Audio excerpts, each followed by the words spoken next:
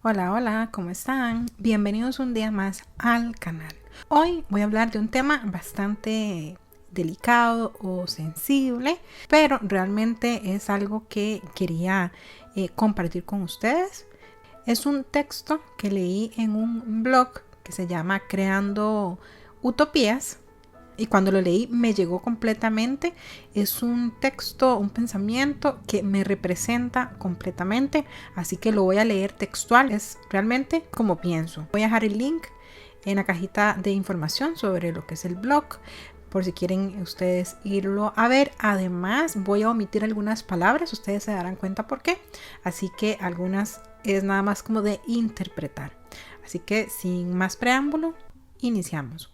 Como introducción diré que el partido nazi introdujo el pasaporte del ancestro y el pasaporte sanitario. Solo así se podía acceder a museos, edificios públicos, teatros, escuelas y lugares de trabajo. Con qué rapidez todos olvidan o tal vez nunca lo supieron. No dejemos que la historia se repita. Hubo una antropología perversa en nuestra reciente historia europea. La Alemania nazi introdujo el pasaporte sanitario que deshonraba a quienes no lo poseyeran. En aquella época fascista no se podía acceder a edificios públicos, teatros, museos, escuelas y lugares de trabajo si no poseías ese pasaporte.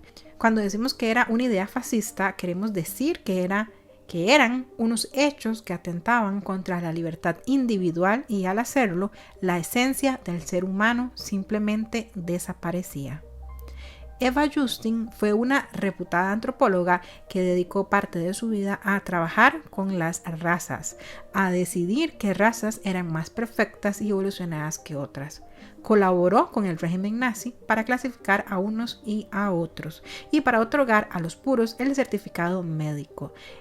Y el otro, que era aún más terrible, el pasaporte de la raza. Muchos de los niños que investigó, casi todos de la etnia gitana, terminaron aniquilados en cámaras de gas. Como antropólogo podría observar los hechos de forma imparcial e incluso justificar que en nuestros tiempos, en nombre de la salud pública, se nos quiere obligar de forma directa o coercitiva a vacunar. Pero estaría como hacía Eva Justin, clasificando a unos seres humanos sobre otros y pervirtiendo la historia, alegando que los puros, entre comillas, los vacu, tienen más derechos que los impuros, los no vacu.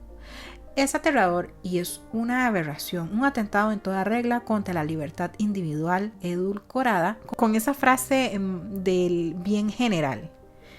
Pero en el fondo existe un atentado gravísimo contra los derechos y libertades que se consiguieron tras el hundimiento de todas las dictaduras de nuestro continente. Como antropólogo no deseo ser una Eva Justin que colabora con el régimen que se está estableciendo y mi obligación es denunciar esta aberración histórica. Desde la Europa nazi, Europa no había vivido semejante acto de discriminación, diferenciar entre vacu y no. Vacu atenta contra los pilares europeos y aceptar esta discriminación sin denuncia ninguna está abriendo las puertas para que en un futuro el totalitarismo vuelva a nuestras vidas, sin libertad de elección, con discriminación por estar o no estar. Vacu, no hay futuro. Sin darnos cuenta, estamos ampliando los valores del higienismo donde los sanos y puros tienen derechos y libertades por encima de los impuros, de los no vacu, los cuales no pueden tener libertad de movimiento, expresión o decisión. Ahora que la sociedad ha sido domesticada y que el 90% ha aceptado vacu sin ningún tipo de garantías sobre un medicamento totalmente experimental.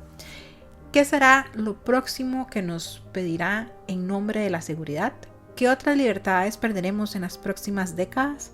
¿Hasta dónde llegará la fiscalidad de nuestra vida y la consiguiente separación social entre los buenos y los malos ciudadanos? OMI, que es lo nuevo que ustedes han estado viendo en las noticias, suena algo terrible, como si de repente se hubiera desencadenado un devastador apocalipsis. Es la jerga del miedo. Cuanto más terrible parezca algo, más fácil será domesticar a una sociedad atemorizada. A medida que el tiempo pase y el experimento concluya y la masa madre esté preparada, será más fácil el control total de la humanidad. La domesticación será necesaria. Termina la vida, empieza la supervivencia. Esto lo leí textualmente.